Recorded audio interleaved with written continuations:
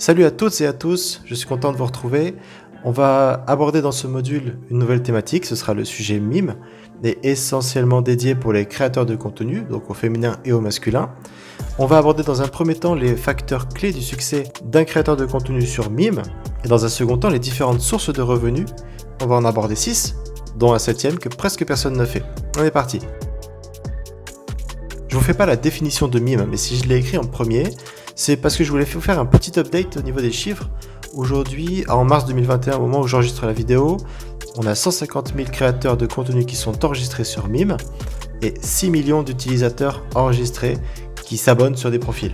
Je vous donne ces chiffres parce que j'ai commencé à utiliser Mime en décembre 2019 en tant qu'ambassadeur et à ce moment-là, il y avait 20 000 créateurs de contenu, donc ça monte très très vite. Aujourd'hui, Mime est le leader en France et il tend à le devenir en Europe et à l'international. Créateur de contenu sur Mime, aujourd'hui, c'est une personne qui crée du contenu à valeur via des médias audio, vidéo ou photo. Et ça peut être tout type de profil. Un cuisinier qui présente des recettes, un trader qui fait des analyses, un DJ qui passe des sets exclusifs, une influenceuse qui partage des moments de vie, un coach qui partage des conseils, un photographe ou une modèle qui partage des photos, un graphiste, un formateur, et je peux continuer parce que la liste va être très longue, ça va englober tous les artistes. En tout cas, à partir du moment où vous créez du contenu, vous êtes capable d'avoir un compte sur Mime. Avant d'aller plus loin dans les différentes méthodes qui vont permettre de générer du revenu sur Mime, je vais revenir sur 3 facteurs qui sont très importants pour réussir sur Mime. Je l'ai dit un petit peu tout à l'heure, ça fait 1 an que je suis ambassadeur sur Mime et que j'accompagne des modèles, des photographes et des influenceuses pour optimiser leur profil, et j'ai fait un constat. Et le constat que j'ai fait aujourd'hui avec du recul, c'est qu'au final, je connais vraiment bien le modèle de réussite d'un compte Mime. J'ai suivi quasiment 1000 comptes, j'ai vu beaucoup de comptes réussir, beaucoup de comptes échouer, je sais pourquoi certaines personnes sont parties, pourquoi certaines personnes restent, et pourquoi certaines personnes réussissent alors qu'elles n'ont même pas de compte Instagram. En fait, il existe une multitude de méthodes pour avoir du trafic sur votre compte Mime, et la communication est donc un des facteurs clés, mais je ne l'ai pas mentionné. Cela fera l'objet d'une seconde vidéo la semaine prochaine, uniquement pour les abonnés de mon compte Mime. Donc là, on va parler des 3 autres facteurs clés du succès. Je vous le donne en mille, on va parler travail. Qui dit travail, dit discipline. Donc le premier, c'est la discipline. J'en parle d'ailleurs dans ma première vidéo sur la productivité, qui est du coup sur ce compte Mime. La discipline, c'est réussir à accomplir une action, quel que soit votre état d'esprit, que vous soyez motivé ou complètement déprimé. En gros, la discipline, ça transcende les émotions et ça surpasse votre cerveau fainéant. Combien de fois ça vous est arrivé de dire « je dois faire quelque chose, mais j'en ai pas envie ». La discipline, on va au-delà de l'envie et on le fait. Petite parenthèse faite sur la motivation, on va voir comment la discipline est utilisée par les créateurs de contenu qui réussissent.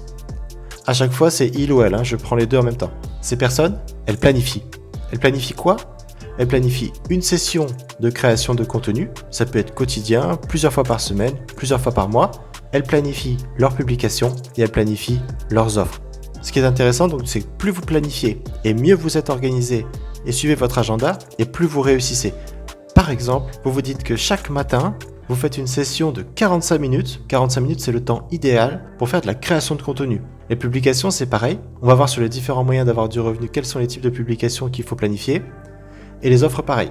Donc ça, j'y reviens plus tard. Le deuxième facteur clé, c'est les types de médias. Avant tout, je vais vous faire la différence entre les médias que vous allez créer vous-même et les médias qui vont être créés par des pros. Les créateurs de contenu font souvent 100% de leurs médias solo. Les personnes qui réussissent le mieux font du contenu soit avec un pro de l'image, ou soit elles se sont équipées et elles se sont formées pour améliorer la qualité des médias qu'elles vont réaliser. En résumé, si vous faites tout vous-même, au jour le jour, sans comprendre vraiment ce que vous faites, vous allez avoir des abonnés momentanés, oui, mais vous allez avoir peu de fidélisation. Et donc vous aurez toujours à faire de la communication pour ramener des abonnés sur votre compte. Par contre, si votre contenu est cohérent, si vous avez une ligne éditoriale, si vous arrivez à avoir du contenu pro, alors ça peut être fait vous-même ou par un tiers. Souvent, on a un mélange des deux. Alors, vous avez un autre facteur de réussite dans vos mains. Maintenant, je vais vous parler du type de média et je vais prendre un exemple, Netflix. Netflix, il propose quoi ? Propose des séries, propose des films, de l'animation, des documentaires. Ils ont des formats différents, ils ont des thématiques différentes et c'est ce qui fait que les gens restent abonnés sur Netflix. Alors le compte d'un créateur de contenu va avoir une ligne éditoriale, mais vous pouvez avoir le même principe. Vous pouvez proposer des types de contenu ou des thématiques différentes, mais cohérentes entre elles. Plus vous allez en avoir, plus vous allez toucher des personnes de différentes sensibilités. Je prends mon exemple. Ma ligne éditoriale, c'est des mini-modules de formation. J'aurai différents formats, que ce soit des formats face cam ou des formats audio comme celui-ci. Mais surtout, la valeur que je vais apporter, c'est d'avoir différents thèmes. Et du coup, je vais toucher différents types de personnes. Là, aujourd'hui, ma vidéo touche les créateurs de contenu. Celle que j'ai faite sur la productivité va toucher un autre type de personne. Une influenceuse, son fil conducteur, elle, c'est sa vie. On aime suivre la vie d'une influenceuse. Et là, un profil qui marche, là, on va trouver des conseils personnalisés, des recommandations produits, des moments de vie, des témoignages, sous forme audio, vidéo, photo. Et ça marche très bien. Une modèle, son fil rouge, elle, c'est son image. Donc là, on va trouver des making-of, des moments de vie, des photos perso, des photos pro, et aussi, et ça je le vois quasiment jamais, des partages d'expériences, des conseils sur des thématiques de tous les jours, des audios. En fait, vous avez des possibilités très nombreuses, si vous avez de la créativité, de pouvoir avoir des contenus très variés et différents. Et ça, c'est ce qui marche. Une variété de thèmes et une variété de types de médias. Le dernier point, c'est le copywriting. En fait, c'est l'écriture.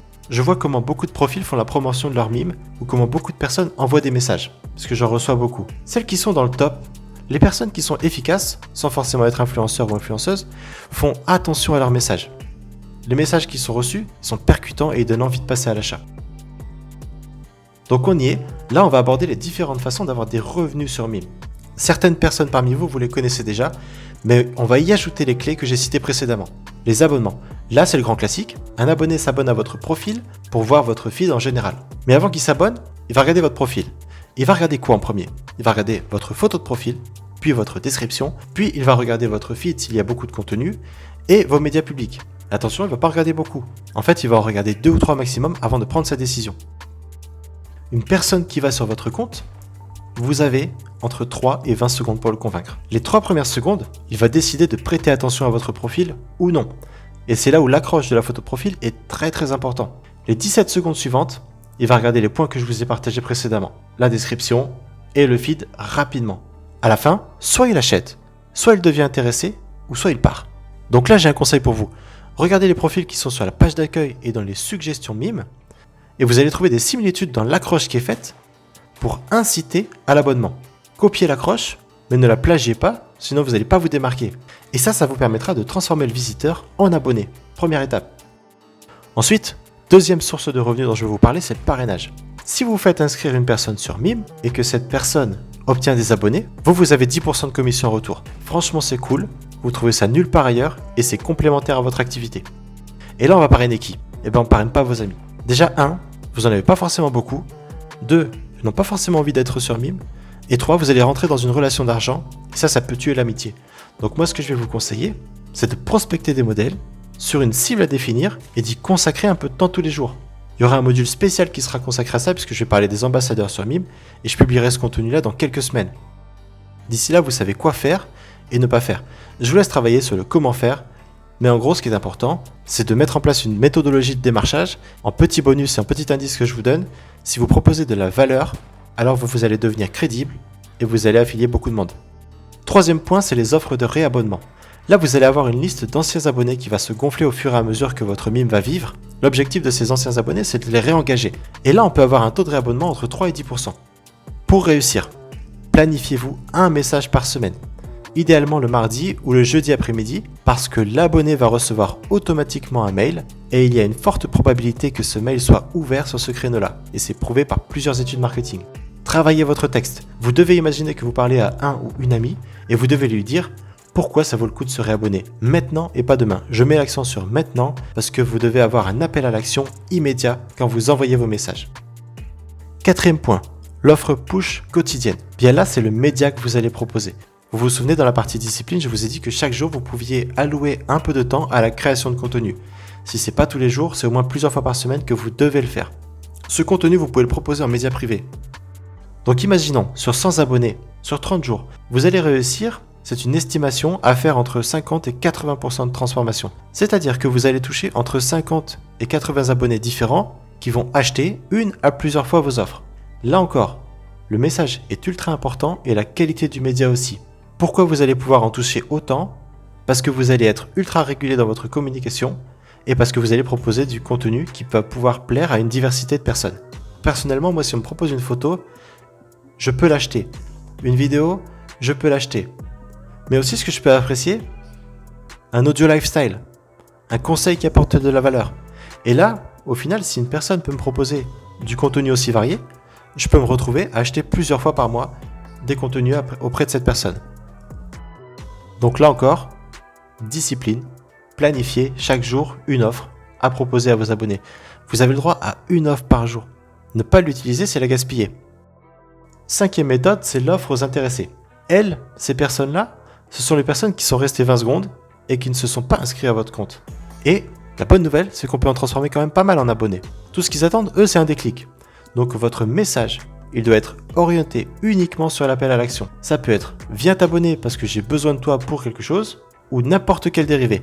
Par contre, c'est inutile de faire des promesses, ils ont déjà lu votre présentation, et si dans votre présentation vous avez déjà fait des promesses, on va pas en rajouter. Il faut un message qui pique, un message qui appelle à l'action. Uniquement ça.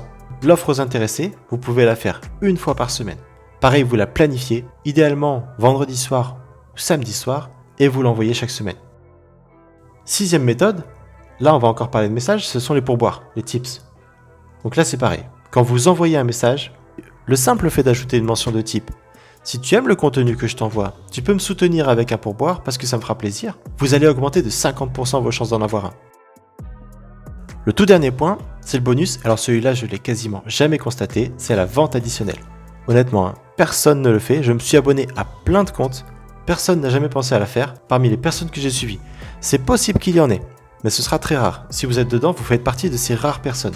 Je m'explique, qu'est-ce que c'est la vente additionnelle? Un abonné vous demande un média, il achète ce média. Ça peut être une photo par exemple. Eh bien vous, rebondissez et proposez-lui un autre set de photos, le making of de la prise de photo, un autre contenu, n'importe quoi, mais faites une offre. Par contre, ne répondez pas avec une phrase de type « Hésite pas si tu veux autre chose ». Là, moi par exemple, si je lis ça, je réponds jamais et pire, je demande plus rien. La réalité en fait, c'est que les gens, ils sont prêts à acheter plus de la même personne.